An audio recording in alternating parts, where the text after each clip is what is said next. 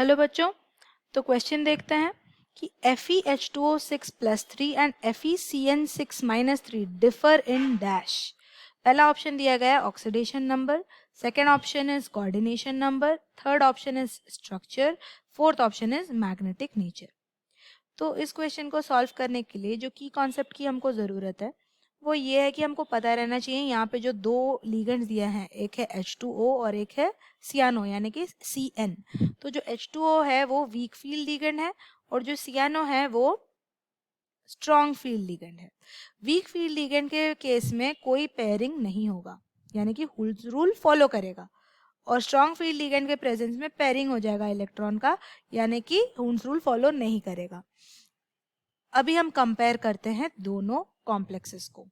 तो पहला जो दिया गया है वो दिया गया है FeH2O6 3+, सेकेंड वाला जो दिया गया है वो है FeCN6 3-।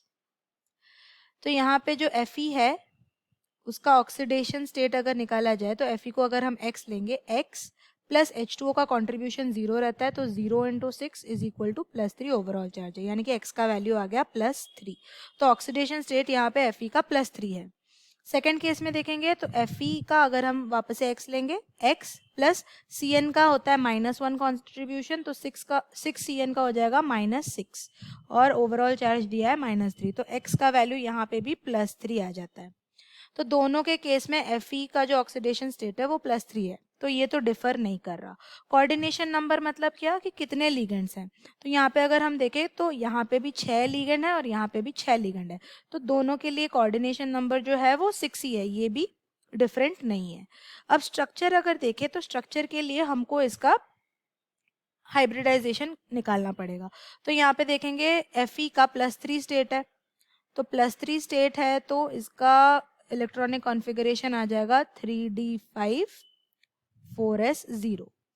तो 3d5 4s0 अगर रहेगा इसका मतलब कि इसका जो हाइब्रिडाइजेशन यहाँ पे तो पेयरिंग नहीं होगा क्योंकि वीक फील्ड लिगेंड है, तो यहाँ पे 1 2 3 4 5 और बाकी जो लिगेंड्स के इलेक्ट्रॉन आएंगे वो बाहर वाले ऑर्बिटल को ऑक्यूपाई करेंगे यानी कि यहाँ पे इसका हाइब्रिडाइजेशन हो जाएगा sp3d2। तो इसका जो स्ट्रक्चर है वो ऑक्टाहेड्रल रहेगा। यहाँ पे हाइब्रिडाइजेशन उसका +3, सेम 3d5 4s0, लेकिन डिफरेंस बस इतना है कि यहाँ पे पेयरिंग हो जाएगी, इलेक्ट्रॉन्स की पेयरिंग हो जाएगी, मतलब 1 2 3 4 5। तो अभी जो हाइब्रिडाइजेशन रहेगा वो रहेगा D2sp3 क्योंकि लिगेंड के जो इलेक्ट्रॉन्स आएंगे वो ये वाले ऑर्बिटल्स ऑक्यूपाई करेंगे।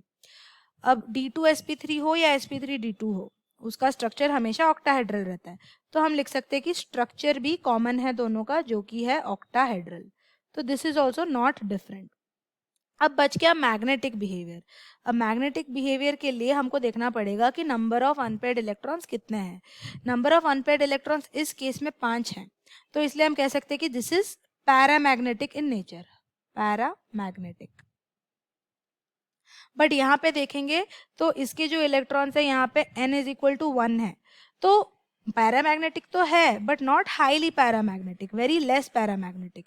तो मैग्नेटिक नेचर दोनों का अलग रहेगा क्योंकि यहाँ पे अनपेयर्ड इलेक्ट्रॉन बहुत ज़्यादा है और यहाँ पे अनपेयर्ड इलेक्ट्रॉन बहुत कम है, तो हम कह सकते हैं कि मैग्नेटिक नेचर इज डिफरेंट। तो option 4 is the correct answer. I hope you understand the solution. Thank you.